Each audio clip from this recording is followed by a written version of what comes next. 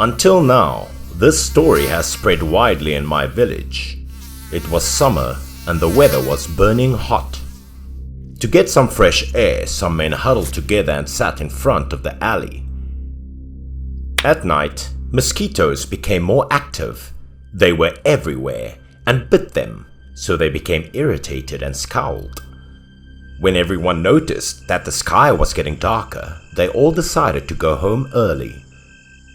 The old men banded together and they didn't forget to tell Uncle Pew to hurry back home because they heard rumors of ghosts appearing in this area recently.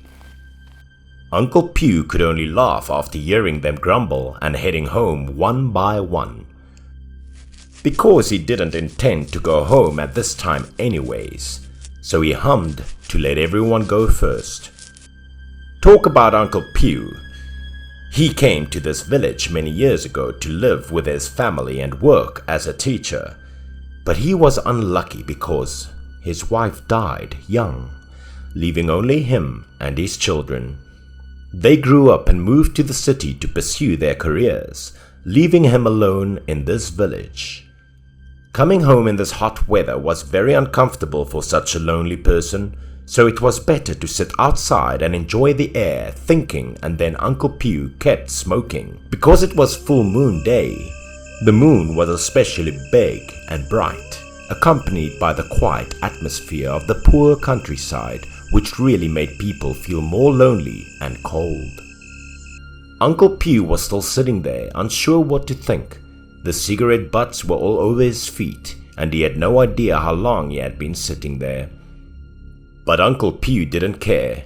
He continued to smoke and think about life without returning home, and as a result, he witnessed something horrifying. Uncle Pew took out the last cigarette from the box, thinking that when he finished it, he would return home, so he slowly took it out, then lighted it up, took a long breath.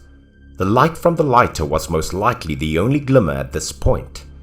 The sound of footsteps from afar suddenly sounded in that quiet space, catching Uncle Pew's attention. Because it was too late at this time, there was no one left to walk down the street. The entire street was most likely just him who hadn't returned home. Uncle Pew looked up, curious to see who it was. The silhouettes of two people slowly approached from the darkness, looking at the tall figures that were most probably men, even though he couldn't see them clearly, but still could figure that they looked very unusual. The two men did not walk up to Uncle Pew, but rather around a nearby stone mill. Uncle Pew had no idea what they were up to or what they were saying. Only glimpses of their figures could be seen. They just kept going around the mill.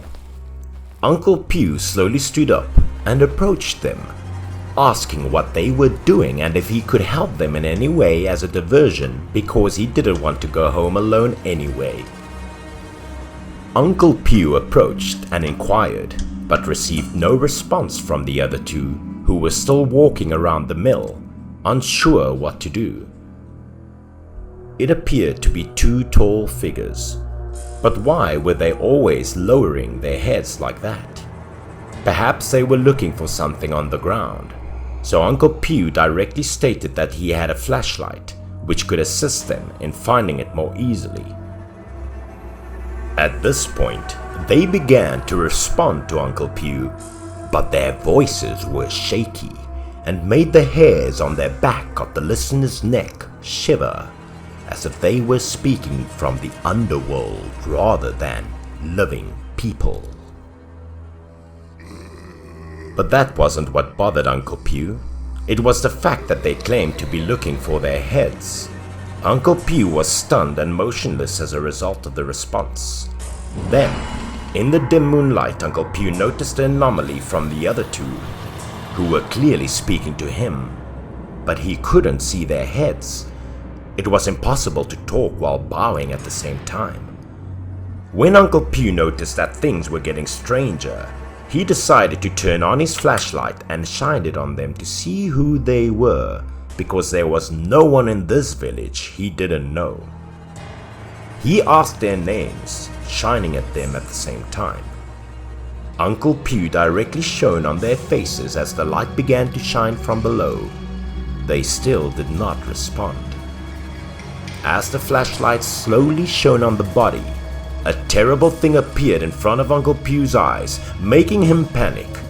Not that they had their heads down, but they had no heads at all. Uncle Pew's heart was pounding and sweating as he realized he had met devils and that everything in front of him was too frightening. At the same time, the other two demons kept asking Uncle Pew if he had seen their heads. They searched for a long time but couldn't find them. Their shapes were gradually becoming stranger and stranger. That increased his panic and fear, and Uncle Pew fell backwards, but his legs were frozen without realizing it, causing him to fall backwards and drop the cigarettes in his mouth. The surrounding space seemed to come to a halt. It gradually darkened and the other two demons moved towards Uncle Pew.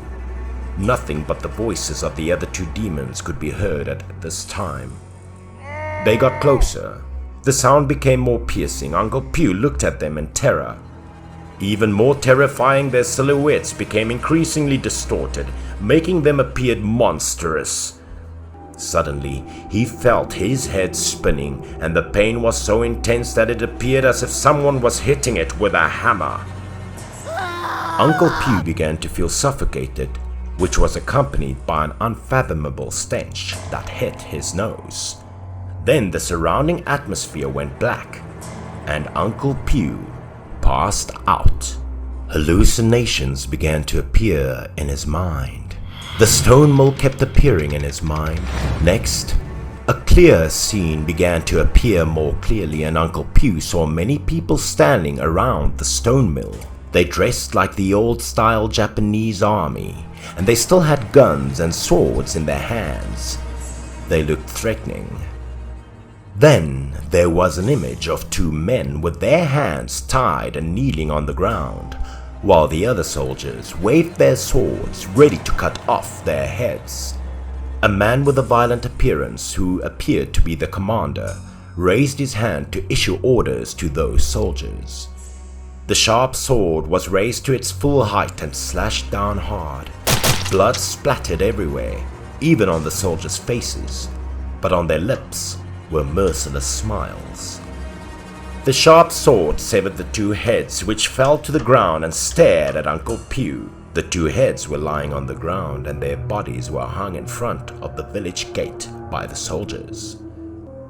The villagers were so terrified that they didn't dare to bring the two heads to bury. Seeing these things made Uncle Pew panic and startle awake. Everything was so real that Uncle Pew felt as if he had just witnessed the execution at that time. But as soon as he opened his eyes, he realized he was still in the village, and the two headless young men from earlier were also approaching him. He screamed and fainted again in terror, not sure how long he had been lying there, but he faintly heard a voice calling him in his ear but didn't dare to open his eyes. Despite the villagers' attempt to wake him up and ask him why he was lying here, Uncle Pew refused to open his eyes. It was only until he had calmed down a little and the sunlight was shining in his eyes that he dared to slowly open his eyes and see two people from the village looking at him with suspicion. Uncle Pew stood up. He heard that when people started to go to work early in the morning, they saw him lying on the ground and came to wake him up. Many people gathered because they thought Uncle Pew had seen a ghost last night. Uncle Pew had no idea he'd been lying out there all night, nor did he know when he fainted. He began to tell everyone everything. Uncle Pew also described their appearance and costumes and confirmed that the two ghosts were looking for their heads in this area. When an old man who had lived in the village for a long time heard that and recalled the past, there were two young men from the village that were executed at this very mill, but their heads were stolen by wild animals. and their bodies were buried by the villagers. People could observe two headless strangers prowling around on the full moon nights after that time. They always asked where their heads were each time they met any villagers. The voices would sound as if it had came straight from hell.